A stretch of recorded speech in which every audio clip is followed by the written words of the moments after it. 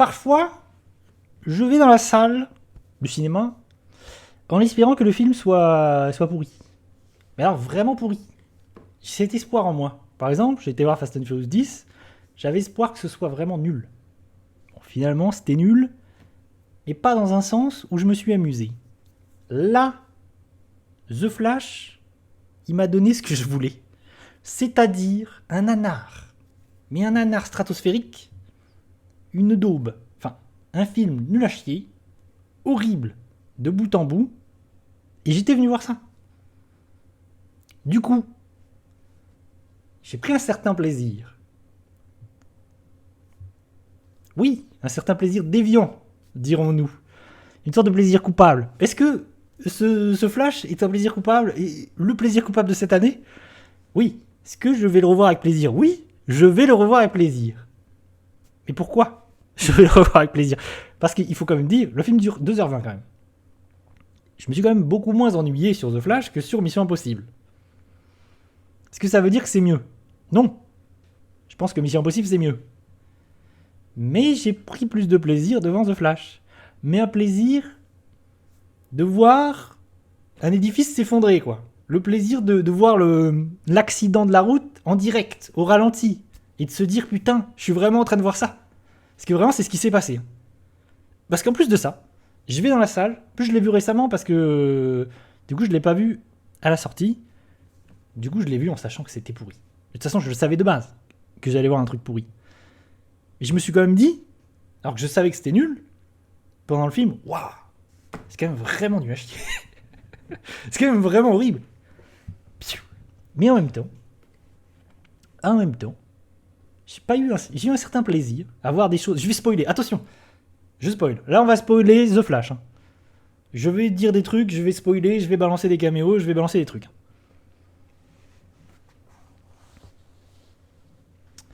Mais le pire, c'est qu'il y a des qualités dans le film. Mine de rien, il y a quand même des choses à sauver dans le film. Il y a quand même des choses qui sont pas horribles. Mais tout ça dans un gloubi-boulga de nul, c'est hallucinant. Premier truc qu'il faut dire, déjà, c'est que le film, c'est un film de Andy Muschietti. Déjà, qui arrive là, c'est une galère de développement, le film. Ça fait des années qu'il est là. C'est un des derniers films du DCU, de Zack Snyder, des personnages de Zack Snyder. Donc Andy, moi je l'aime bien parce que c'est le réalisateur de Ça 1 et 2, le film d'horreur inspiré de Stephen King, que j'ai beaucoup aimé, personnellement. Donc je me dis, c'est un mec qui est capable de faire des trucs. Bon là, il peut pas faire grand-chose. Hein. Le pauvre, compliqué. Et du coup, c'est un enfer de développement. En plus de ça, DC a dit que tout cet univers était mort. James Gunn, il arrive, il reprend, ça va être autre chose. Donc cet univers est mort. Ces personnages sont morts, ces personnages ne vont plus avoir de... Voilà. Et en plus, il y a Aquaman 2 qui, quand même, va sortir encore cette année. Le dernier survivant de tout cet univers. Donc ce film, tu sens que ça a coûté trop cher, qu'ils pouvaient pas le bazarder, que c'était... Voilà, trop d'argent. Je pense que c'est un film qui a coûté une fortune. Vraiment, c'est hallucinant. Et en plus de ça, il y a Ezra Miller, qui est pour moi un point positif du film en plus. Je trouve qu'Ezra Miller, il est super. Mais qui a eu beaucoup de déboires avec, avec la justice récemment. Il a été accusé de plein de trucs horribles. Donc, c'est une autre épine dans le pied de DC. Ah non, c'est DC. Batman, Superman, machin. Tout ça, quoi. Ensuite, c'est un film qui va parler du multivers. Voilà, la nouvelle marotte de ces dernières années. J'en peux plus, voilà, ça y est. On a des films du multivers, voilà. Spider-Man, j'en passais des meilleurs, j'en ai oublié. L'autre Spider-Man, Everything Everywhere, des films de multivers. Il y en a des vertes et des pas mûres, je n'en puis plus. C'est encore un film sur des histoires de multivers. Donc, on va voir The Flash se balader dans d'autres univers. Et qu'est-ce que c'est que le multivers chez DC dans ce film The Flash? C'est-à-dire les autres incarnations de super-héros dans le monde cinématographique de DC. Je m'explique.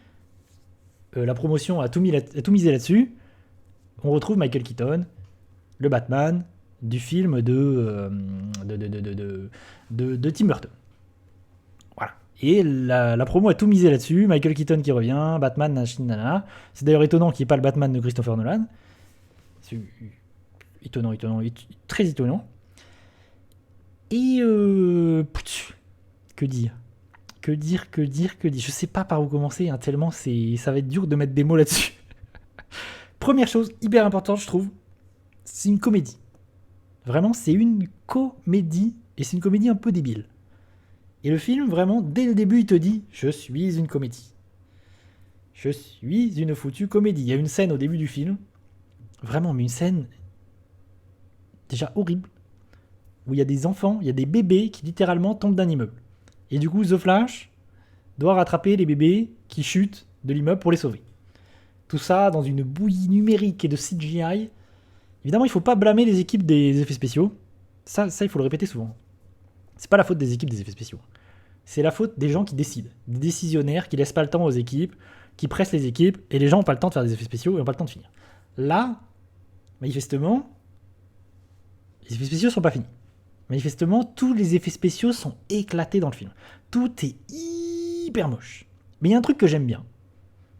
Après, ça, c'est mon côté déviant. Moi, j'aime bien ça, cette esthétique. Du coup, cette esthétique de 3D, de CGI, d'effets numériques, un peu début 2000. Un peu la momie, The Rock dans la momie, un peu, on a l'impression de voir des cinématiques PS3, quoi.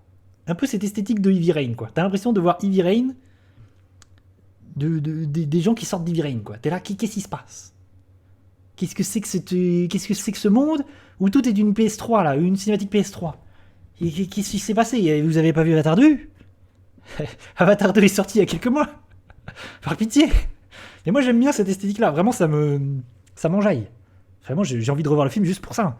Pour bien réaliser ce que j'ai vu, quoi. Vraiment, ces bébés en 3D, là, c'est quelque chose. Vraiment, il y a des trucs. Dès que Flash court à vitesse lumière, là, il y a un effet. Et dès le premier moment où il fait ça dans le film, c'est hyper moche. Quand Flash court, vraiment, il y a cet effet de super vitesse dans le film. Ça, c'est le premier truc qui m'a choqué. C'est moche. T'as Flash qui court dans le vide. Et t'as tout qui va hyper vite. C'est horriblement moche. J'ai halluciné. J'étais là, mais what the fuck. Franchement, ça m'arrive assez peu, mais dans la salle, j'étais bouche... Il y a des trucs, j'étais là. Mais j'étais bouche bée. Je pense qu'il y a des moments où j'ai fait waouh, alors qu'il y avait des gens dans la salle. Où j'étais, mais... Je sais pas, j'en croyais pas mes yeux tellement c'était raté, quoi. Tellement tout était... Je me disais, mais c'est pas possible. Le film, il peut pas sortir comme ça. Qu'est-ce qui se passe, quoi ? En plus, c'est d'un mauvais goût. Il y a des trucs, c'est d'un mauvais goût. Les costumes. Oh, il faut parler des costumes. Les costumes, mon Dieu. Ah non, mais tout ce que je peux dire est loin de la vérité. Vraiment. Il y a des trucs, c'est fou. Je vais revenir sur des trucs, mais c'est fou. Et c'est pour ça que j'ai envie de le revoir, parce qu'il y a des trucs, je me dis, il faut que je revoie ça, c'est pas possible. Il y a des trucs, c'est fou. Les costumes. Il y a un vrai problème. Parce que s'il y a un truc bien dans ce DCU, dans ces films, les costumes étaient stylés. Le costume de Man of Steel, il est hyper bien. Le costume de Ben Affleck dans BVS, il est stylé. Les costumes, ils ont une vraie... Il y a un truc, les costumes sont bien faits. Dans The Flash, tous les costumes sont flingués. Tous les costumes sont ratés. Il y a Ben Affleck, le Batman qui revient.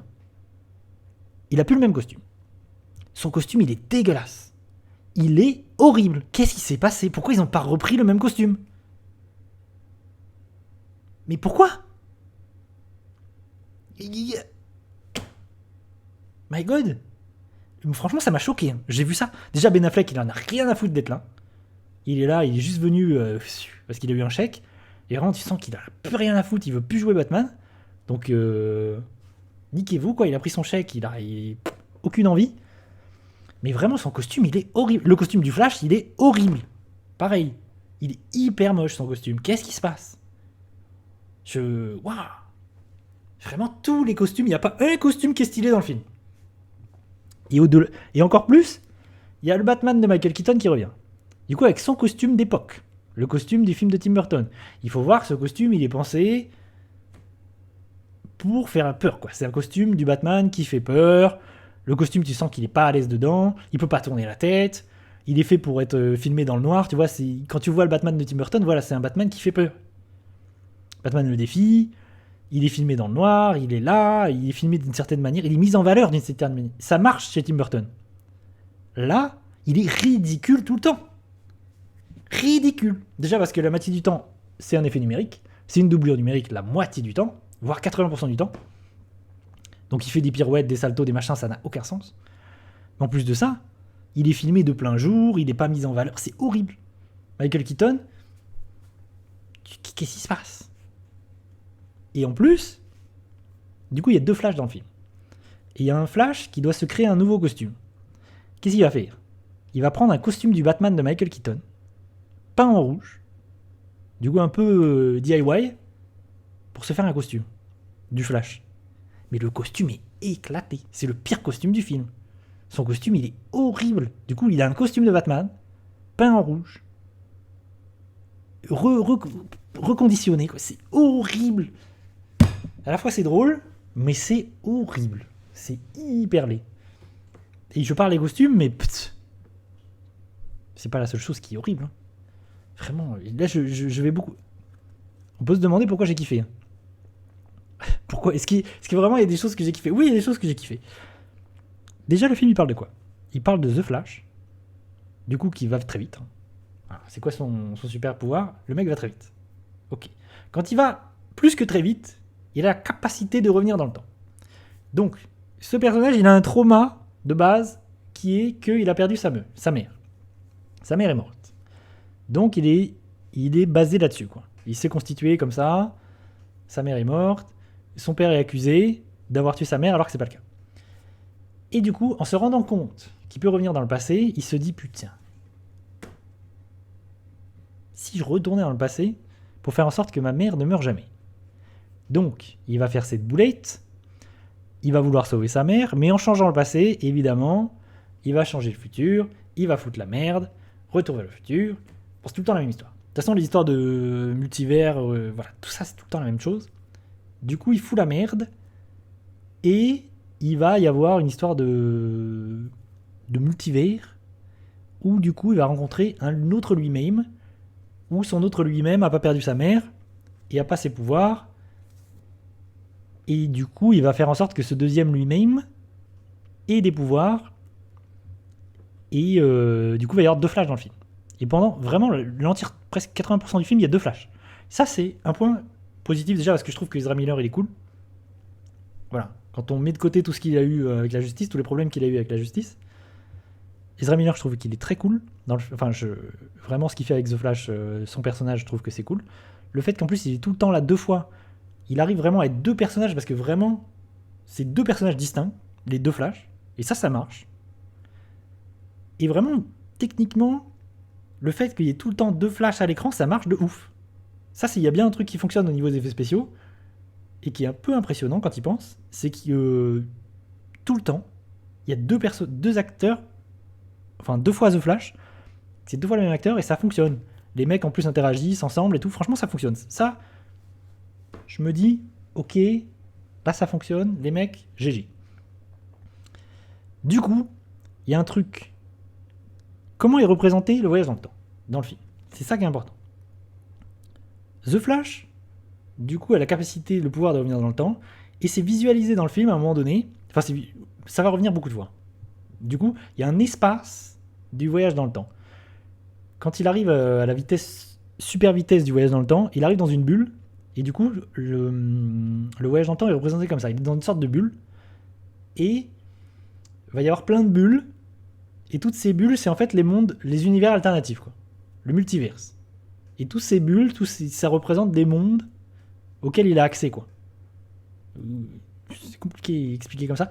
Et du coup, quand on est dans cet univers-là du voyage dans le temps, c'est compliqué. Hein. On est en full animation. C'est full CGI, full doublure numérique tout le temps, partout, tout le temps. Et là, c'est un monde de cinématique 3D. De cinématique PS3, quoi. C'est Heavy Rain, quoi. J'ai l'impression de voir des versos de sortir de Heavy Rain, ça m'a choqué. C'est d'une laideur, vraiment. Même ça m'a fait penser aussi au film Final Fantasy, le premier. Final Fantasy, les créatures de l'esprit, je sais plus, quelque chose comme ça. Où vraiment, c'est film, cette 3D début 2000, quoi. Et tu te dis, waouh. Et il y a un truc qui est fou dans cet univers du voyage dans le temps, c'est que tu vas revoir des scènes que tu as déjà vues, avec des acteurs, et que tu les revois là-dedans, et c'est des doublures numériques. Du coup, tout est... Et c'est horrible. Et tu te dis, mais waouh, qu'est-ce qui se passe? Pourquoi est-ce que là, je suis dans un jeu vidéo? Qu'est-ce qui se passe? Alors, à la fois, c'est génial, parce que moi, je me dis, waouh, c'est dingue. Visuellement, ça n'a pas de sens. C'est fou. Et on n'est pas au bout de nos surprises. Vraiment, on n'est pas au bout de nos surprises quand on voit ça, parce que c'est... On va en voir des trucs dans cet univers avec de la 3D. C'est fou. Et vraiment, à chaque fois que tu reviens dans ce monde, j'étais là, mais what the fuck, qu'est-ce qui se passe? Qu'est-ce qui est en train de se passer? C'est vraiment la vallée de l'étrange. Vraiment, la vallée de l'étrange, c'est quand en fait, la 3D, plus elle arrive à quelque chose de réaliste, plus c'est chelou. Et là, on est sur une vallée de l'étrange, de toutes ces doublures numériques partout. C'est vraiment la vallée de l'étrange, The Movie, quoi. Tout le temps. C'est trop bizarre, c'est trop chelou. Qu'est-ce que il faut dire de ce The Flash? Il y a un truc rigolo. Et qui est positif. C'est que, en fait, le film va nous raconter le fait... Parce que le film raconte... Ouais, c'est ça. Là, c'est intéressant en plus. Je trouve que c'est plutôt positif et le film raconte quelque chose. Et il y a une mise en abîme, il y a une réflexion, et c'est pas forcément débile. Il y a un truc rigolo, c'est que le film nous raconte que The Flash, du coup, il va revenir à l'infini dans le passé. Et il y a un des deux Flash qui revient dans le passé, qui va y retourner encore et encore et encore pour corriger les erreurs, pour faire en sorte que sa mère ne meure pas. Et comme ça entraîne des causes à effet et plein de problèmes, l'effet papillon, quoi, il y retourne en permanence. Et c'est ça qui va tout foutre en l'air. En fait, il va tout casser. Il va casser les multivers, il va casser justement en revenant dans le passé en permanence. Là où c'est intéressant, c'est que le film nous raconte avec ça que revenir dans le passé en permanence, c'est une mauvaise idée. Tu fous la merde. Donc là, il y a une sorte de parallèle à faire avec les films de super-héros. Il y a un parallèle à faire avec le cinéma hollywoodien qui fait que ça en ce moment. Vraiment, de revenir dans le passé, de piocher dans le passé. Indiana Jones, Star Wars, enfin, j'en passe des meilleurs, hein, Top Gun, tous les films du MCU qui font ça. Et le film raconte ça. Et le film est en train de nous dire, si on continue de faire ça, on est en train de tout baiser. On est en train de faire n'importe quoi. Et le film fait ça. Hein. Le film ramène Michael Keaton, le film ramène des vertes et des pas mûres. Il y a des trucs, je vais en parler, il y a des trucs, mon Dieu. Et le film parle de ça, c'est intéressant. Le film nous dit, et à la fois, le film est en train, c'est vraiment, le cinéma est mort. Le film nous dit, quand tu réfléchis un petit peu, c'est le film ça pourrait être le sous-titre du film, le cinéma est mort, c'est la fin des films de super-héros, quoi. Ça pourrait être la pierre finale des films de super-héros en train de nous dire, on a fait de la merde, c'est la pierre, la dernière pierre des films de super-héros, il faut qu'on arrête là. Là, le film, il est en train de nous dire, il faut arrêter là. Là, on a dépassé c'est fini là, stop. Par pitié, achevez les films de super-héros. Achevez-moi, le film il est achevez-moi par pitié. Et ça, c'est plutôt rigolo. Et il y a un autre truc rigolo, je spoil, Ballistic. Il y a une scène post-générique qui est nulle à chier, où on voit Aquaman. Et Aquaman, ivre mort, parce qu'il y a Aquaman 2 qui arrive. Et Aquaman qui finit dans un caniveau. Qui finit littéralement la tête dans l'eau dans le caniveau. Et The Flash le laisse. Pour moi, c'est intentionnel. Pour moi, il y a un message clair et net qui nous dit ok, les super-héros sont en train d'agoniser. Laissez les super-héros agoniser. Laissez les films de super-héros agoniser. On en est là, quoi. C'est vraiment Aquaman, laissez-le agoniser. Littéralement, on finit là-dessus. C'est Aquaman qui agonise dans un caniveau. Ivre mort. Et je me dis, après réflexion, je me dis putain, mais en fait, le film, il est en train de nous parler de ce que c'est les films de super-héros en ce moment, de ce qu'est en train de faire le cinéma hollywoodien.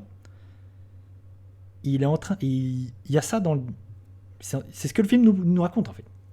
Que revenir dans le passé en permanence, parce que The Flash en revenant, il fout la merde. Il casse tout, il explose les mondes. On va voir les mondes s'entrechoquer parce que les mondes sont représentés par des grosses boules. Et le multivers est représenté comme ça dans le film. On va pas voyager il y a deux univers en fait dans lesquels on va voyager, mais on va voir des grosses boules à un moment donné à la fin du film. Vraiment, c'est du fan service. On va voir des grosses boules qui sont des univers. Des univers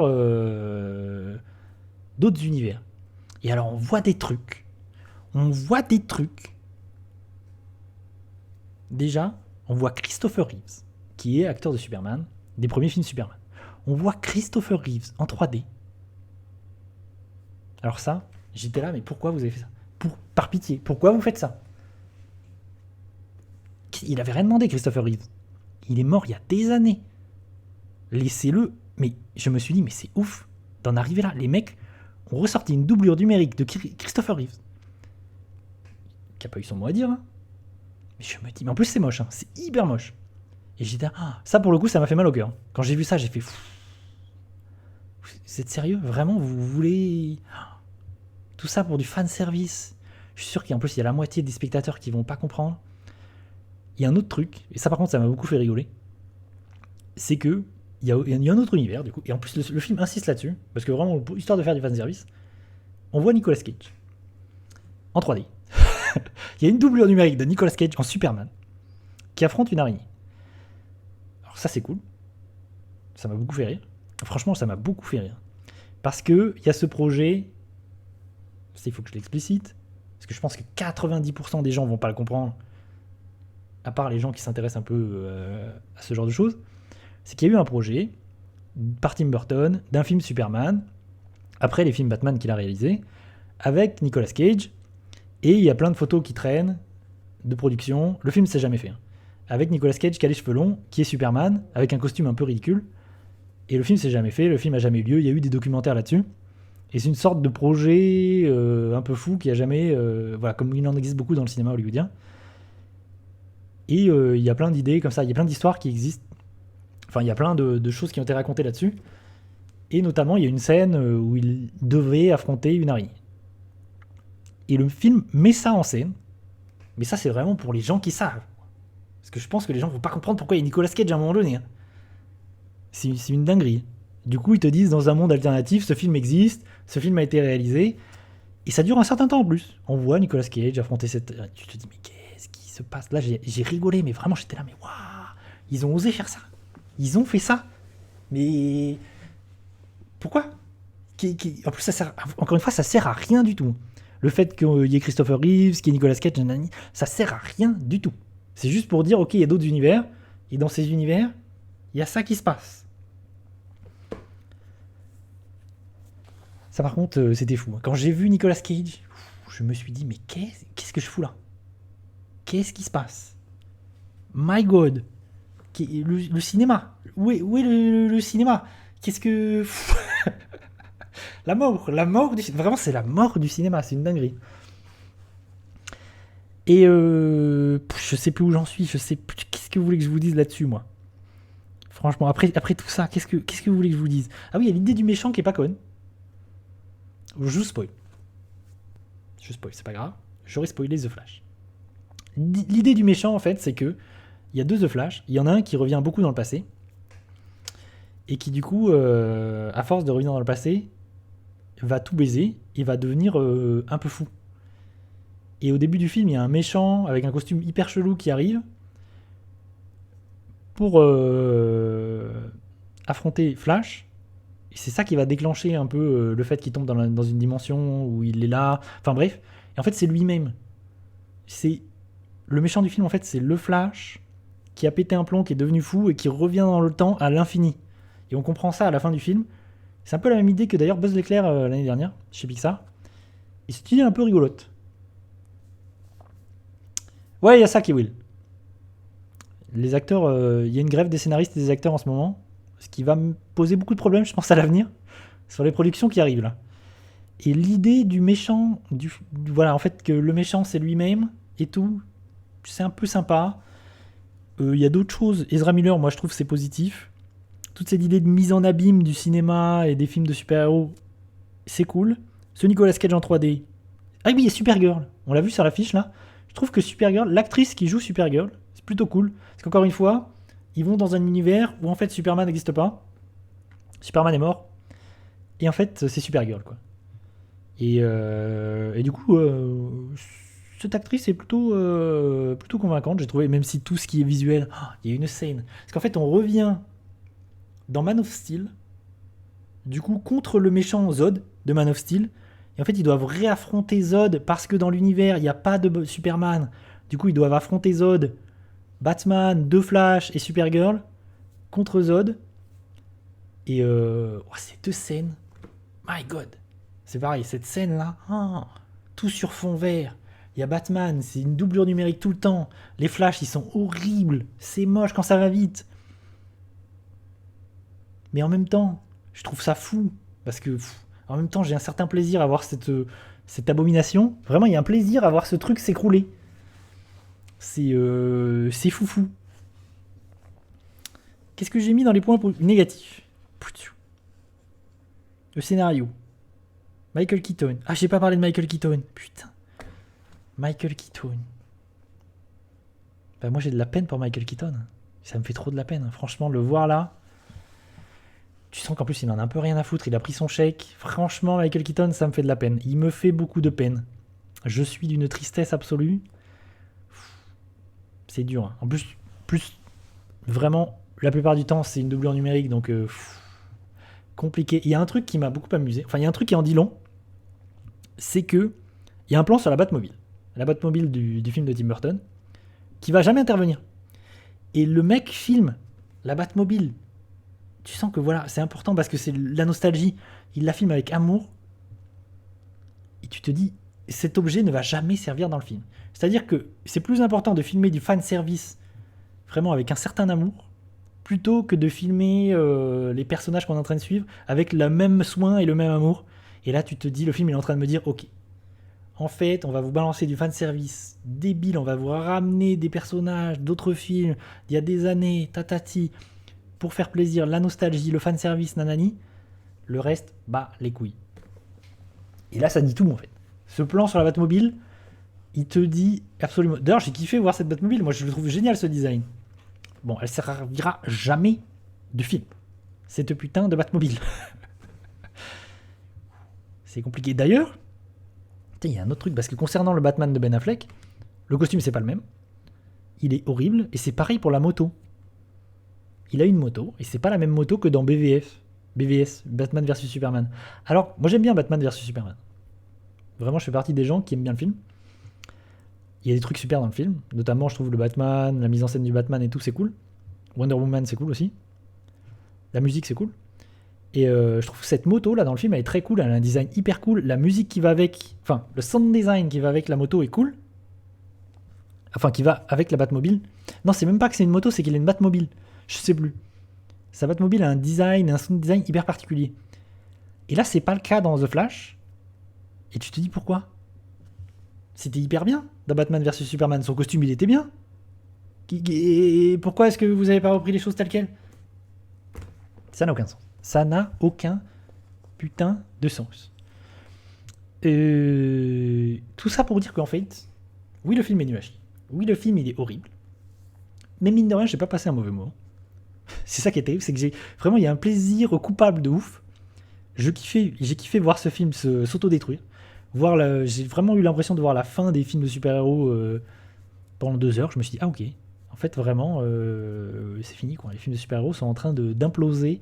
Hollywood est en train de nous faire imploser ça au visage. Aquaman, ça va être fou. Vraiment, j'ai hâte de voir Aquaman. Vraiment, je pense que ça va être fou. Et en fait, je pense que je vais revoir le film avec vraiment un certain plaisir. Un plaisir jubilatoire de revoir ce truc, mais complètement fou, quoi. Parce que vraiment, le film est taré. Et je pense qu'Andy Muschietti, il est conscient de ça. Vraiment, il fait une comédie, il balance tout. Vraiment, il a des jouets. Il a une boîte de jouets. Vas-y, il casse les jouets. Il s'en bat les steaks. Il fait un peu n'importe quoi avec ses jouets. Il casse tout. Il s'amuse avec ça. Et vraiment, du premier plan jusqu'au dernier plan, il nous dit, vas-y, c'est une farce. On fait n'importe quoi.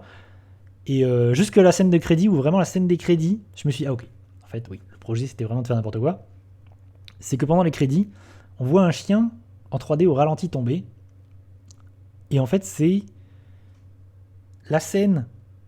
Parce que la première scène du film, c'est cette scène où Flash essaie de sauver des enfants qui tombent d'un immeuble. Et en fait, il y a ce chien.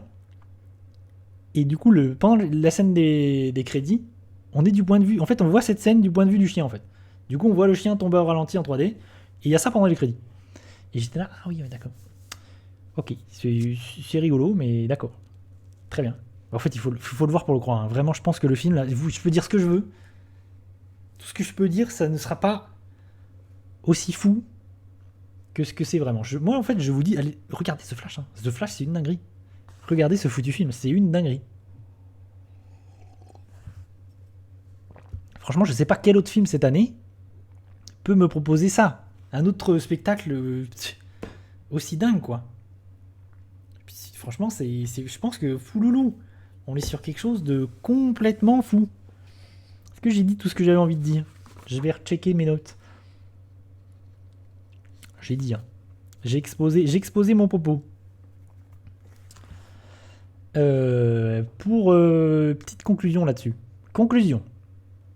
Je pense que le cinéma. En plus, moi, j'ai une perspective. Il faut dire aussi que j'ai une perspective de ce film en sachant que je vais voir tous les films de super-héros. Je vais voir tous les films, tous les blockbusters. Je les vois tous. Je les ai tous vus cette année. J'ai vu les Shazam 2, les Thor machin. J'en passe des meilleurs. Je sais même plus ce que j'ai vu ou pas tellement j'en ai vu. Il y a Aquaman qui arrive. Il y a The Marvel qui arrive. Je l'ai la souffrance des films de super-héros où vraiment c'est de la merde et l'essoufflement des films de super-héros, la fatigue des films de super-héros, je l'ai.